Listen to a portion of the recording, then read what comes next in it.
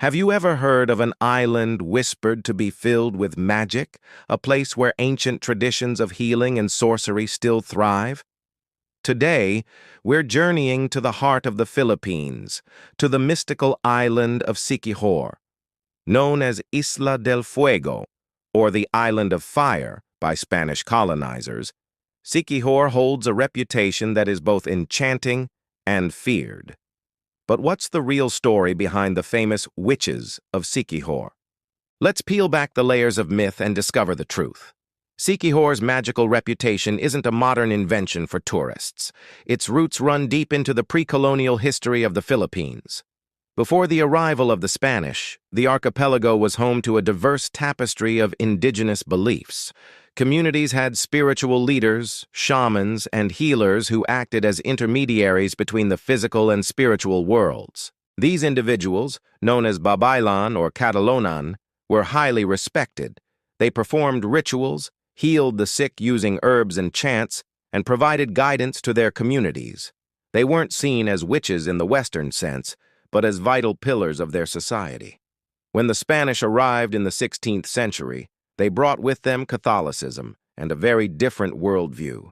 They viewed these indigenous practices as paganism and devil worship. The respected Babaylan were demonized and branded as brujos and brujas, Spanish for wizards and witches. This was a deliberate campaign to dismantle the existing social structure and impose a new religious and colonial order. The fear and stigma associated with the witches of Siquijor began here, born from a clash of cultures and a colonial power's attempt to erase a rich spiritual heritage. So, who are the modern-day witches of Siquijor? The term is misleading. The people who practice these ancient arts are not the cackling, broomstick-riding figures of European folklore. They are traditional healers, known locally as mananambal. These are often humble, elderly individuals who have inherited generations of knowledge about the island's medicinal plants, prayers, and healing rituals. They see their ability as a gift from a higher power, intended to help, not harm. The mananambal's practice is a fascinating blend of animistic beliefs, folk traditions, and even elements of Catholicism. They create potions, known as lumai, which can be for various purposes.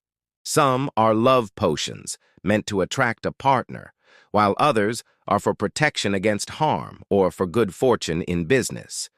They also use a variety of tools, like sacred oils, bundles of herbs, and smooth black stones, often performing rituals that involve whispered prayers and incantations. It's a holistic approach that treats not just the physical ailment, but the spiritual well-being of a person.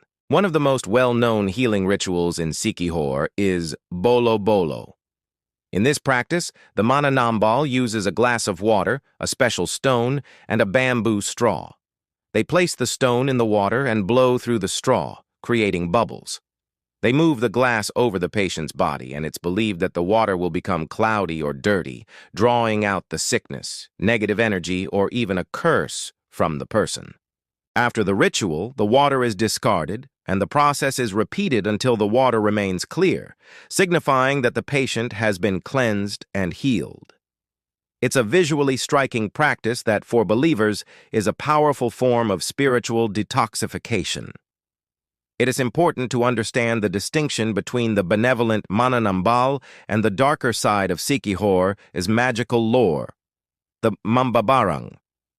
While the mananambal focuses on healing, the mambabarang is a sorcerer who is believed to practice black magic.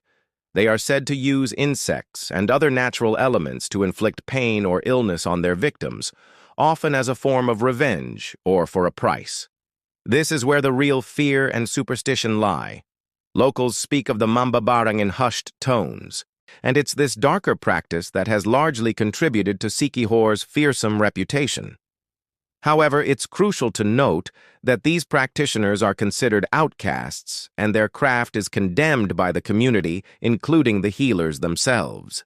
If you find this journey into the mystical world of Siquijor fascinating, don't forget to hit the like button. It really helps the channel reach more curious minds like yours. Now, with its growing popularity as a tourist destination, Siquijor's relationship with its magical heritage is changing. What was once a source of fear is now a major draw for travelers. You can now visit healing huts and buy potions and amulets as souvenirs. This has provided a livelihood for many healers and has helped preserve some of their knowledge. However, it also raises questions about authenticity and commercialization. Is the magic being diluted for mass consumption? Many of the older, more traditional mananambal are wary of this trend. They practice in seclusion, away from the tourist trails, serving their local communities as they always have. For them, healing is a sacred calling, not a business transaction. There's a real concern that as this generation passes, their deep, authentic knowledge might be lost, replaced by a more superficial, commercialized version of Siquijor's magic. The challenge for the island is to find a balance between embracing tourism and protecting the sanctity of its ancestral traditions. So, are the witches of Siquijor real? The answer isn't a simple yes or no. If you're looking for the cartoonish witches of fiction, you won't find them. But if you're open to a broader definition, one that encompasses centuries of history, culture, and belief, then yes, the spirit of the ancient Babaylan lives on in the mananambal, the traditional healers who continue to serve their communities with a profound knowledge of nature and spirituality. Siquijor is a powerful reminder that the world is full of mystery, and that different cultures have their own unique ways of understanding healing, faith, and the unseen forces that shape our lives. It's an island that challenges you to look beyond the surface, to listen to the whispers of the past, and to respect traditions that have survived for generations. It's not just an island of fire, but an island of immense faith, resilience, and profound spiritual depth. Thank you so much for joining me on this exploration of Siquijor. What do you think about these ancient practices?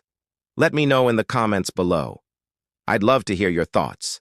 Subscribe for more adventures into the fascinating corners of our world.